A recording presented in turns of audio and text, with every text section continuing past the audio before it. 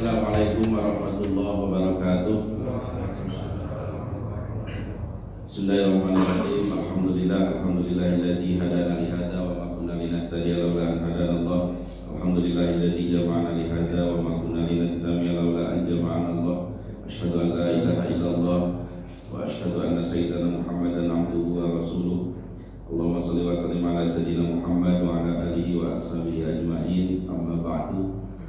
Hadirin jamaah salat subuh rahimakumullah. Alhamdulillah, puji dan syukur kita panjatkan kehadirat Allah Subhanahu wa taala atas karunia nikmatnya kita telah melaksanakan salat subuh dengan berjamaah, dilanjutkan dengan kajian. Mudah-mudahan semua yang kita kerjakan dicatat oleh Allah sebagai amal kebaikan untuk kita semuanya. Amin ya rabbal alamin. Tak lupa salawat dan salam semoga tetap tercurah atas Nabi kita Nabi besar Muhammad sallallahu alaihi wasallam. Hadirin kaum muslimin rahimakumullah, Sabtu di pekan keempat. Biasa saya ngisi, cuma sudah lama ini tidak sempat kesini karena jauh. Alhamdulillah sekarang sudah mulai mendekat. Sebelumnya di NTT, sekarang ke Bali. Mudah-mudahan tahun depan ke Jawa Barat ya.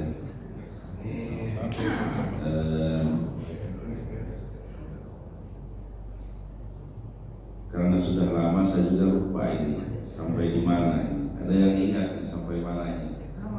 Bersama.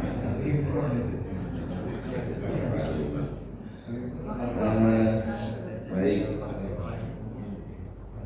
Kita kalau tidak salah ini masih surah Al-Baqarah ya.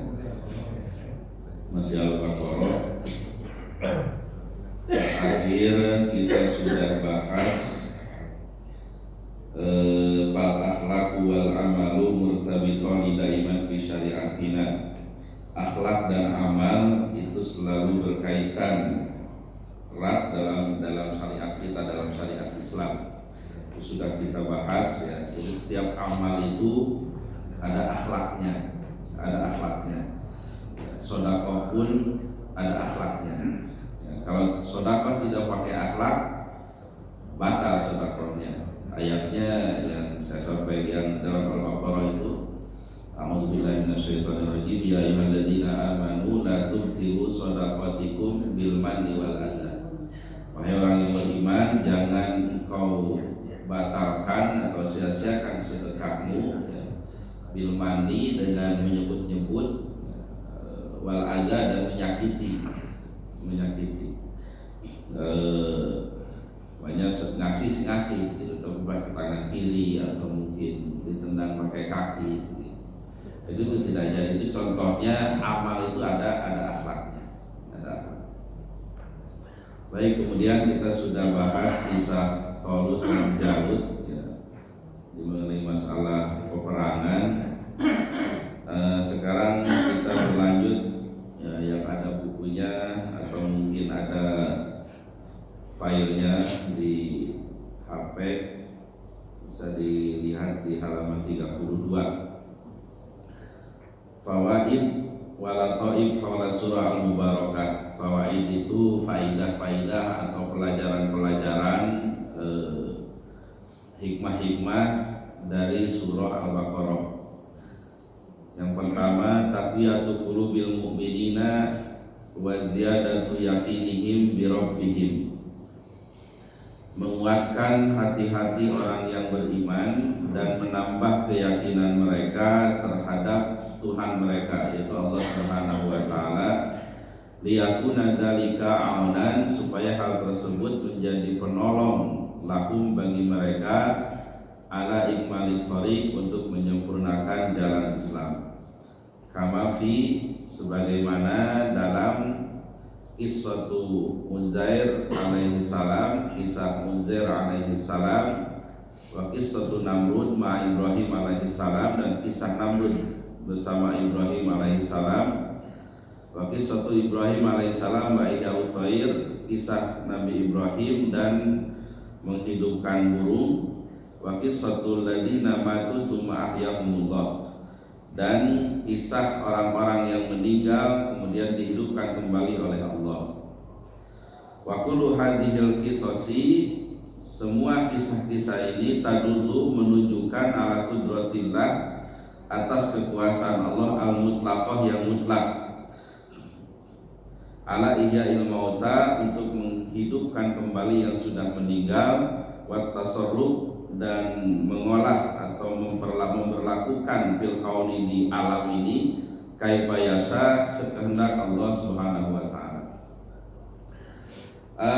Jadi di antara pelajaran dari surah Al-Baqarah itu menguatkan hati orang yang beriman dan menambah keyakinan mereka kepada Allah Subhanahu wa taala dengan adanya kisah-kisah kematian. Dengan adanya kisah-kisah kematian. Jadi memang secara umum ya, kematian ya, itu mengingatkan kepada Allah Subhanahu wa taala. Ya, seorang filsuf itu mengatakan seandainya tidak ada kematian, maka manusia itu tidak akan percaya kepada Tuhan. Ya, karena kalau seandainya hidup itu terus menerus ya nggak akan dirasakan adanya Allah Subhanahu wa taala. Tapi ketika kita melihat, merenungkan ya, akhirnya semuanya ada ujungnya juga. Sekuat apapun, sekaya apapun, hidup itu bukan mau-maunya kita ya. Walaupun ya terkadang bukan terkadang ya, memang rata-rata manusia merasakan ya seakan-akan kita ini tidak akan mati ya, tidak akan mati. Padahal kalau kita merenung ya, usia berapa tahun lagi akan seperti ini, itu udah kebayang dari sisi hukum alamnya. Ya. Makanya penting ya sesekali kita merenung. Kalau saya diajarkan oleh Syekh itu ya 1 jam katanya duduk di depan kuburan itu ya, merenung gitu, siapa ini, dulunya bagaimana dan sebagainya, terus kembali kepada kita. Baik, itu sebagai kesimpulan yang pertama, bahwasannya dengan adanya kisah-kisah, menyampaikan kisah-kisah kematian, supaya hati orang yang beriman itu kuat, kemudian keyakinannya juga bertambah, keyakinan akan keberadaan kemahakuasaan Allah Subhanahu wa taala. Kisah yang pertama yaitu kisah Nabi Uzair alaihi salam. Al-Baqarah ayat 259.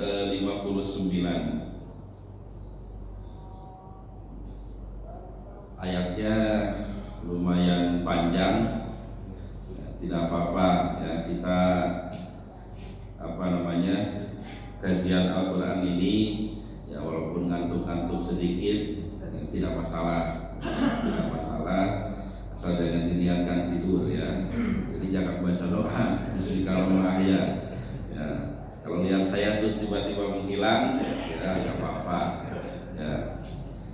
Yang jelas kita ya mudah-mudahan dengan kajian ini apapun yang kita dapatkan menjadi saksi ya nanti di akhirat, kalau kita ini sudah berusaha ya mengkaji, mentadaburi Al-Qur'anul Karim ya.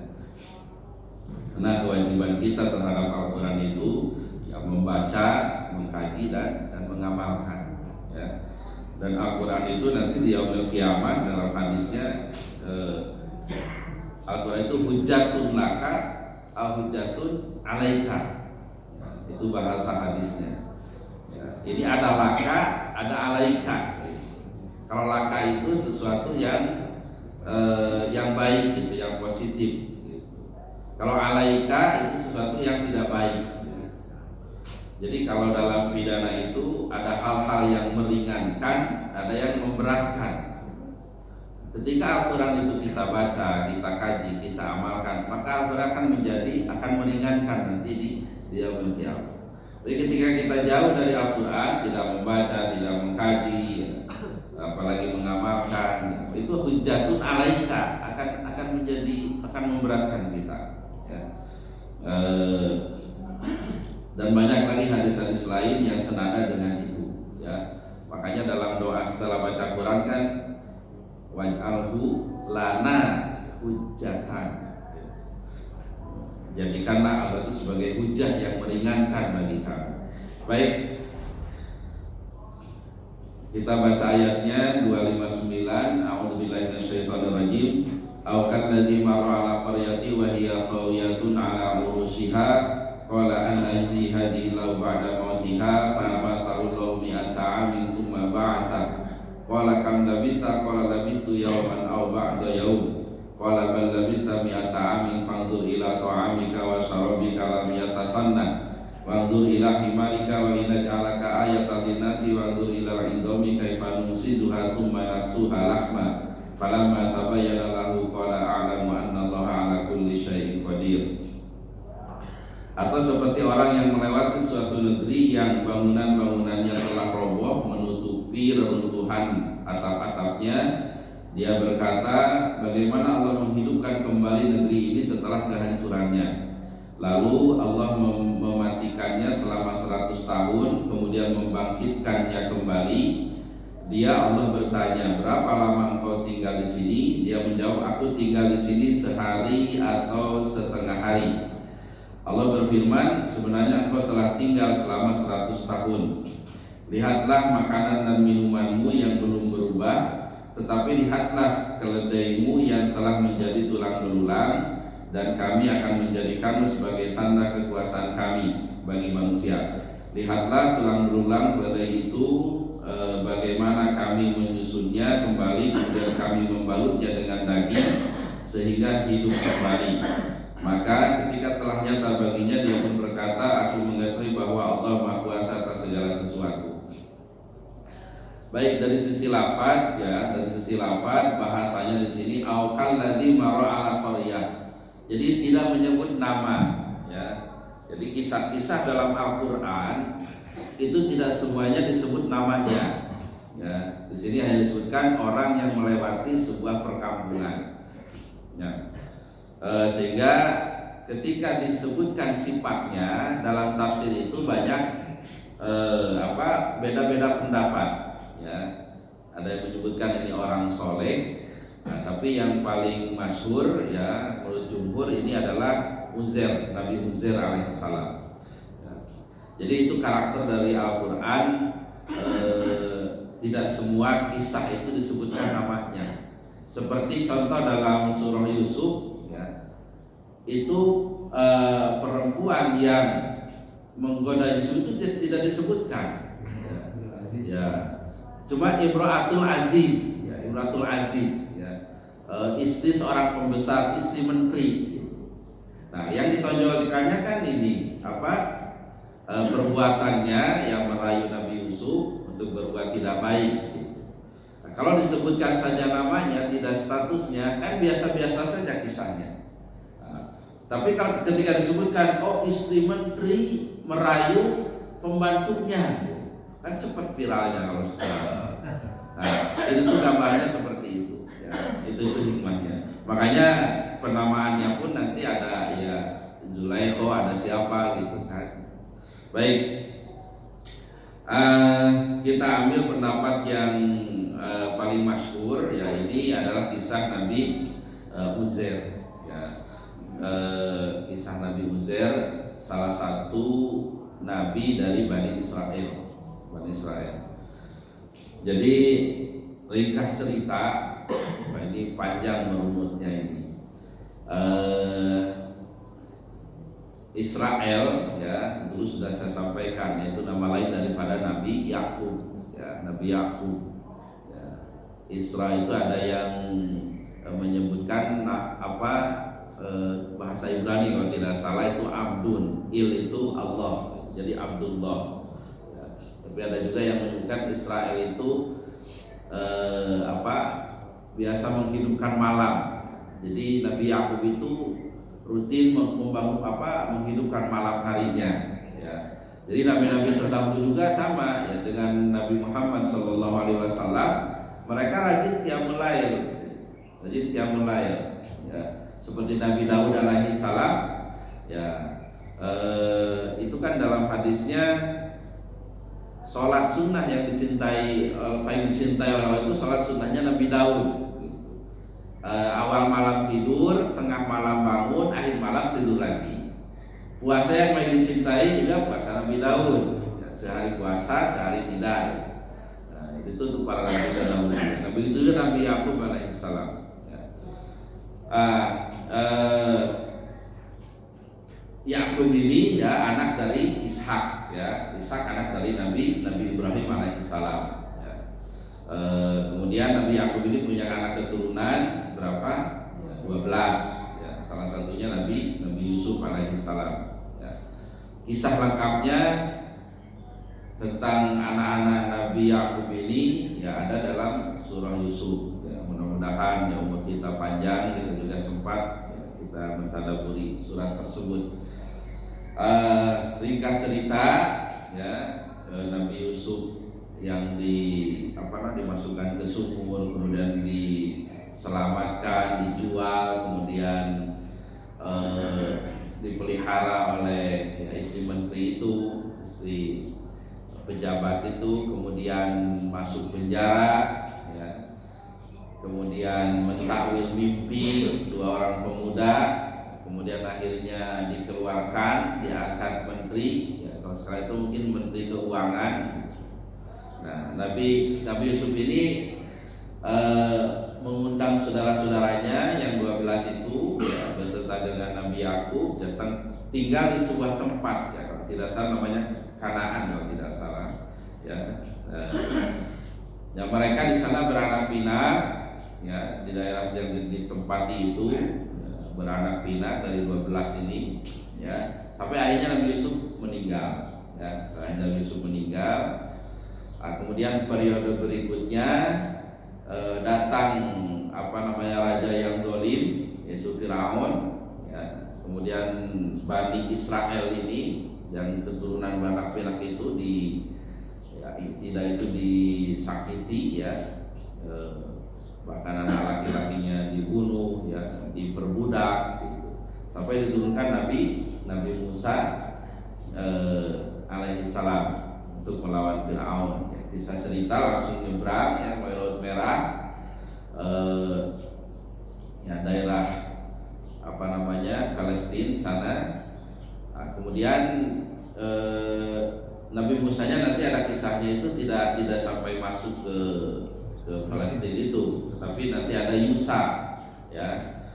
Yusa ini yang menemani Nabi Musa ketemu Nabi Khidir. Dia karena Nabi Musa meninggal, ya, dilanjutkan oleh penerusnya. Nah kemudian ada banyak nabi, kemarin sudah cerita Nabi Samuel ya, dan seterusnya sampai ada siapa Tolut ya, dan kemudian menantunya itu yaitu Nabi Daud alaihissalam menjadi nabi ya. Dari Nabi Daud itu kenabian dan kerajaan itu menjadi satu ya, dia nabi, dia juga raja. Kalau sebelumnya dipisah, ada nabi, ada raja. Kemudian Nabi Daud lahir Nabi Sulaiman ya, Sulaiman punya kerajaan terbesar di dunia. Nah sampai akhirnya Nabi Sulaiman meninggal, dihancurkan oleh Raja Bukhtun Nasr. Jadi dalam sejarahnya di dunia ini ada 4 raja yang menguasai hampir seluruh dunia. Yang 2 orang beriman, yang 2 lagi tidak beriman. Yang tidak beriman itu Raja Namrud dan Bukhtun Nasr. Yang berimannya yaitu Dzulqarnain dan Nabi Sulaiman alaihissalam. Baik.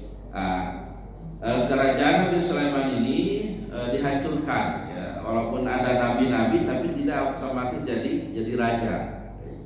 Dihancurkan. Nah ada nabi yaitu Nabi Uzair ya, Nabi Uzair. Nah Nabi Uzair ini keluar dari rumahnya, dari kampungnya, dia melewati reruntuhan yang dihancurkan oleh Bukhtun Nasr itu, mengatakan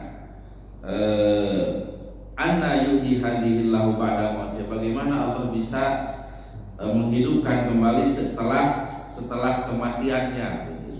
Jadi seolah-olah dia Ya bukan tidak percaya, tapi pengen keyakinan gitu. Bagaimana Allah menghidupkan yang meninggal. Akhirnya Nabi Uzair ini berjalan dengan keledai sama bawa makanan buah-buahan. Beliau dimatikan, ada kalau tidak salah itu matinya itu setelah duhur gitu. Perasaannya tidur, dibangunkan setelah asar.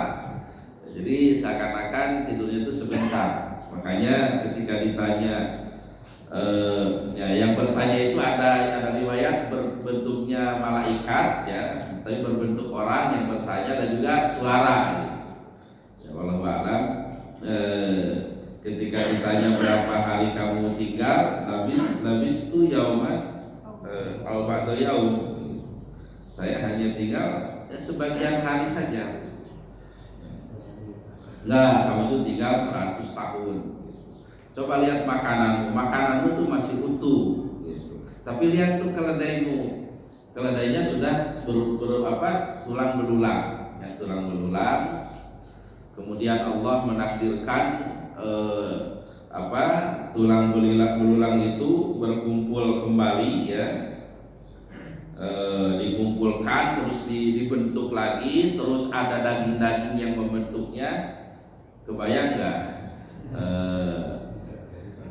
Ya udahlah, melamun aja kira-kira seperti itulah. Jadi yang tadinya berserakan bertemu kembali, kemudian ada ininya, kemudian hidup kembali gitu. Sampai si keledai itu bahasa kalau manusia teriak, kalau keledai apa? Ya teriakan lah gitu. Karena menganggap ini udah yaumul kiamah gitu, merasa ini yaumul kiamah. Nah, yang mungkin awalnya mungkin tidak percaya, kemudian dia pulang lagi ke kampungnya, ya di kampungnya udah banyak berubah gitu, Nah dia punya jariyah, punya pembantu yang ketika dia berangkat pembantu itu masih muda. Nah ketika dia datang ke rumahnya itu, pembantu ini masih ada dan sudah tua karena sudah lewat 100 tahun lebih umurnya. Ketika komunikasi ternyata pembantunya ini buta gitu. Nah mengatakan bahwa saya ini Uzair gitu. Dan Nabi Uzair ditakdirkan memang ketika dibangunkan itu muda gitu. Tidak tua seusia dimatikannya. Nah, si pembantu ini tidak percaya kalau kamu Nabi Uzair. Biasa doa Nabi Uzair itu dikabulkan. Coba doakan saya supaya sembuh dari buta saya, dari kebutaan ini. Hanya berdoa dan sembuh. Kemudian Nabi Uzair juga membacakan Taurat. Ya, Taurat ini kitab yang diturunkan kepada Nabi Musa. Beliau hafal di luar kepala. Ya, padahal kitab Tauratnya sudah tidak ada. Nah, sehingga dengan kejadian tersebut Nabi Uzair ini dikultuskan ya oleh Yahudi, Nabi itu sebagai anak Allah. Wa qalatil yahudu Uzairun ibnullah wa qalatin nasara al-masih ibnullah. Yahudi mengatakan Uzair anak Allah. Yang Nasrani mengatakan Al-Masih Nabi Isa anak Allah. Nanti kalau bahasan Nabi Isa lengkapnya di surah Ali Imran. Nah, baik, itu sekilas kisah Nabi Uzair. Ya. Nah, pelajarannya diantaranya itu bagaimana menghidupkan makhluk yang sudah meninggal dunia. Ya. Ini suruh jam berapa ini? Jam 5.54. Jam 6 kurang 6. Jam 6 kurang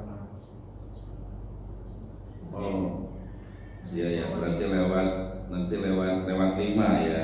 Baik. Untuk menguatkan ini kita baca satu ayat dulu ya, kisah Ibrahim alaihissalam dan menghidupkan burung. Al-Baqarah 160. A'udzubillahi minasyaitonirrajim.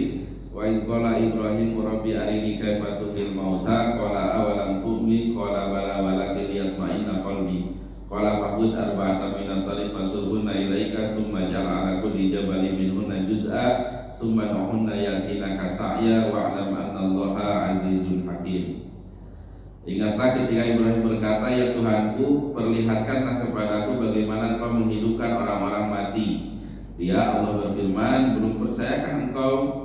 Ibrahim menjawab, aku percaya, tetapi agar hatiku tenang. Dia Allah berfirman, kalau begitu ambillah 4 ekor burung, lalu dekatkanlah kepadamu atau potong-potonglah, kemudian letakkanlah di atas setiap bukit satu bagian dari tiap-tiap burung. Selanjutnya panggillah mereka, niscaya mereka datang kepadamu dengan segera. Ketahuilah bahwa Allah Maha Perkasa lagi Maha Bijaksana. Jadi seperti halnya tadi menghidupkan kembali keledainya Nabi Uzair.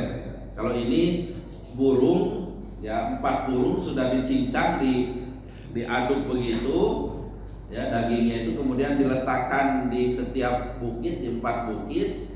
Nah, kemudian dipanggil, semua berterbangan itu daging tulang yang sudah dihancurkan dan bertemu dengan pasangannya kembali. Ya sehingga hidup kembali menjadi seekor burung. Jadi 4 burung itu utuh kembali. Terbayang ya kalau ini ya. Jadi sudah dicincang terus berterbangan lagi.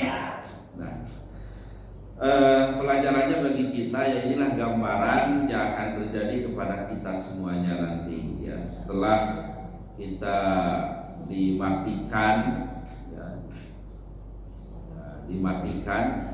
Dulu pernah ada istilah mati, ada istilah wafat ya.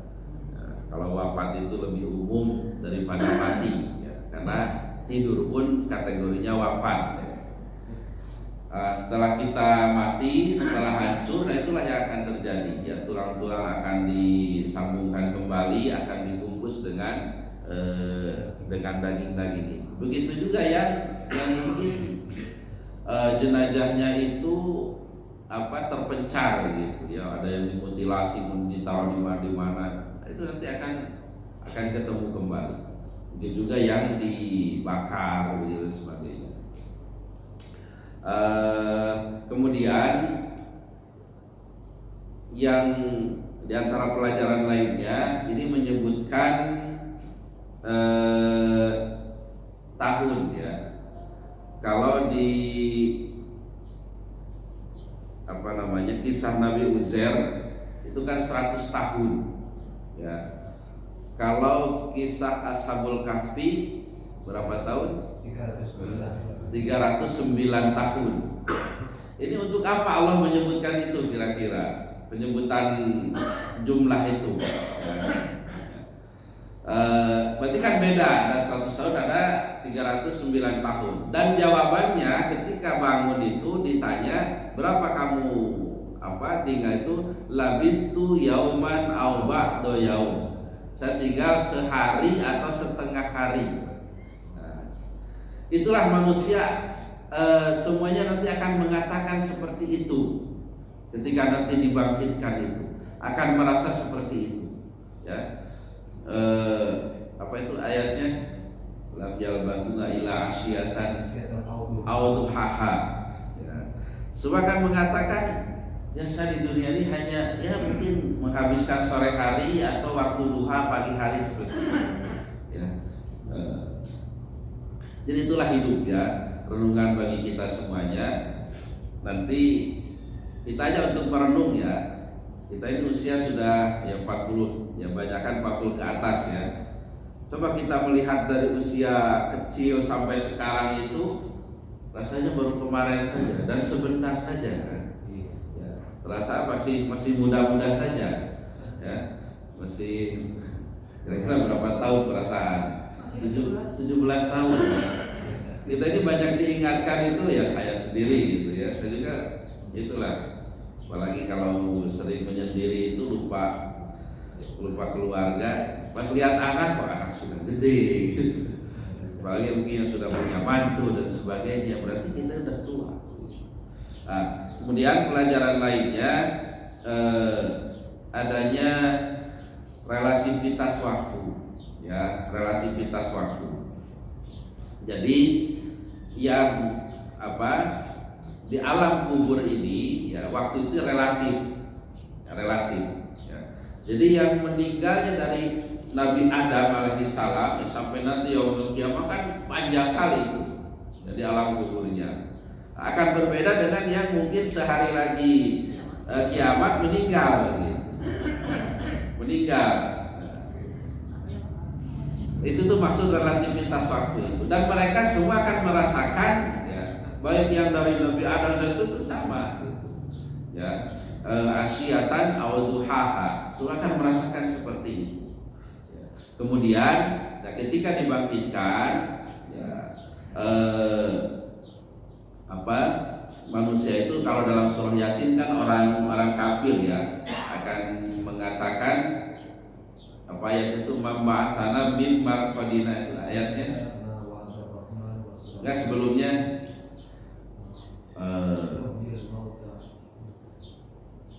intinya kan kalau mamba'asana min marqadina hadza, siapa yang membangkitkan dari tidur kami ini. Orang kafir pun mengatakan seperti itu. Jadi gambarannya mati itu seperti tidur, ya. Yang tidurnya katakan dari jam 8 bangun jam 4, ya. Dengan yang tidurnya dari katakanlah jam 1 sampai jam 4, nah, itu kan perasaannya akan sama saja. Akan sama, itu maksud relativitas waktu itu. Nah, kemudian adapun seperti apa siksaan di alam kubur, nah ini wallahu a'lam ya, karena ada beda pendapat. Ada yang menyatakan tidak ada siksa kubur ya, tapi itu lemah sekali ya, lemah sekali ya. Memang mereka punya alasan, kan belum dihisab, kok sudah disiksa ya. Tapi kan banyak umat-umat terdahulu yang di dunia pun sudah disiksa ya. Ada yang berpendapat bahwa siksanya itu fisik, ya, fisik, ya, dihimpit pakai tanah itu, ada keluar ular dan sebagainya. Tapi itu hadis ya, dan hadisnya rata-rata tidak kuat. Gitu. Nah, yang digambarkan dalam Al-Quran yaitu siksanya Nabi Fir'aun ya, bahwa setiap pagi dan sore itu disodorkan kepada itu neraka, gitu. Neraka. Jadi siksaannya lebih kepada siksaan mental, siksaan jiwa, begitu. Ya. Mengenai siksa kuburnya kita wajib percaya, ya, kita wajib percaya karena kita juga dicontohkan oleh Nabi Shallallahu Alaihi Wasallam untuk berdoa, ya, berlindung dari siksa kubur. Adapun bentuknya ya wallahu a'lam. Yang jelas itu bentuknya siksaan. Gambarannya seperti apa? Seperti mimpi. Ya, seperti mimpi. Nah, ketika mimpinya itu indah, malam kan nggak terasa. Ya, malam itu tidak terasa. Gitu. Ya, sebentar, kayak sebentar saja. Kalau malamnya itu indah-indah, seperti indahnya malam pengantin, ya, sebentar kali. Makanya ada itu saya ingat ada syair pengantin baru itu ya lailutul ya naumuzul ya samsukib la tatlui, ya lailutul wahai malam panjanglah, ya naumuzul wahai tidur hilanglah, ya samsukib wahai matahari berhenti, la tatlui jangan terbit. Itu indahnya malam pertama.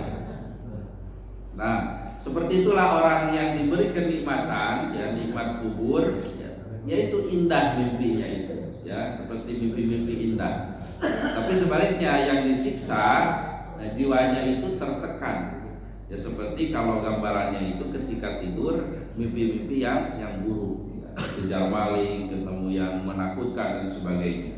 Itu tuh gambaran. Walau alam.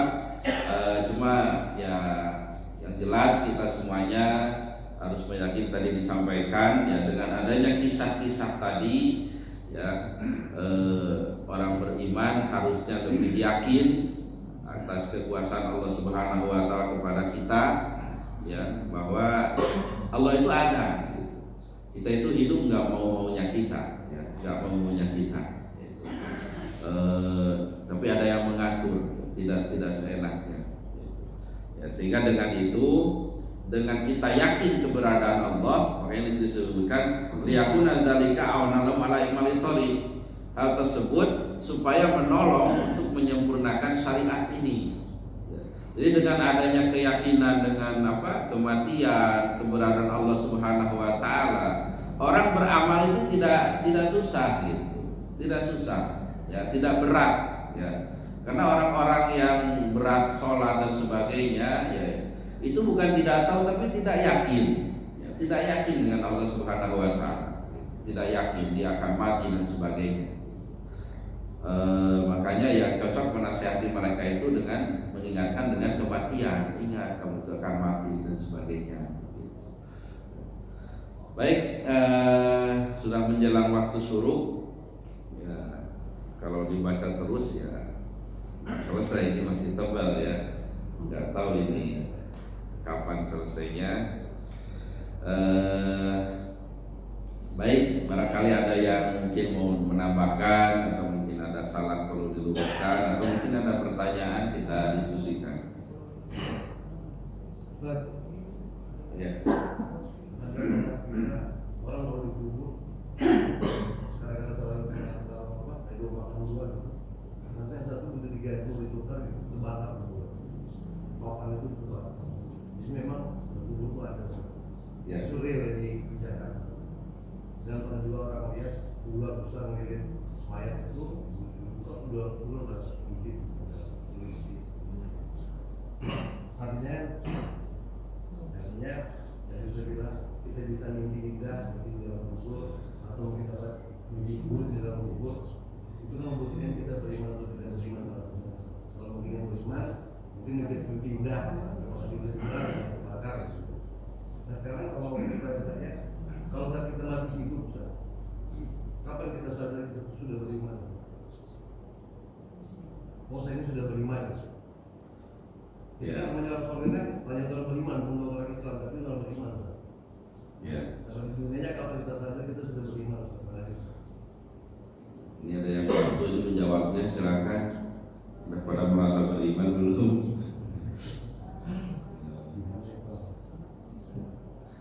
Ya.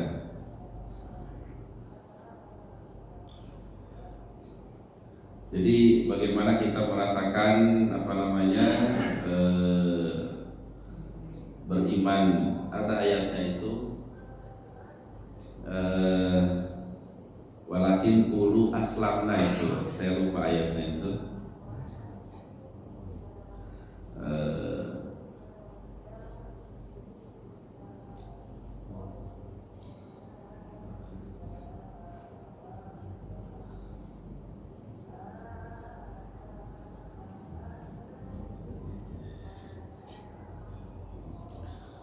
Ya.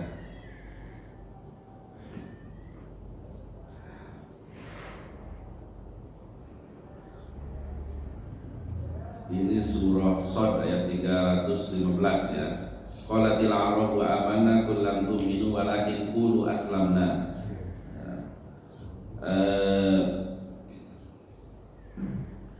Jadi orang-orang Arab itu mengatakan kami beriman. Enggak, kamu jangan mengatakan beriman, tapi katakanlah aslamna, kamu itu baru berislam. Nah, keimanan ini, ya, keimanannya harus diwujudkan, ya, diwujudkan dengan amal, dengan ketaatan kepada Allah dan Rasulnya. Gitu. Kalau hanya berislam, ya, makanya ada istilah Islam KTP. Nah, di KTP-nya ngakunya agama Islam, tapi sholat tidak, gitu. Puasa Ramadan tidak, gitu. Ya, mereka statusnya apa? Ya Islam juga, tapi tidak beriman. Makanya orang yang beriman itu khusus dipanggil oleh Allah, ya ayyuhalladzina amanu, ya ayyuhalladzina amanu. Ya, dalam Al-Qur'an itu kemarin saya baru ngisi kajian tentang ini, ya, surah Al-Maidah. Ada 88 dalam Al-Qur'an ya ayyuhalladzina amanu. dan 16 diantaranya ada dalam surah Al-Maidah. Udah nggak usah penasaran benar apa enggaknya. Kalau penasaran hitung sendiri. Ini kan kejuhudan, ketekunan para ulama ya, menghitung jumlah-jumlah seperti itu. Nah, menurut para ulama ketika ada menyebutkan ya ayyuhalladzina amanu simaak itu. Persiapkanlah pendengaranmu. Karena di situ ada kebaikan yang diperintahkan atau ada keburukan yang dilarang. Gitu.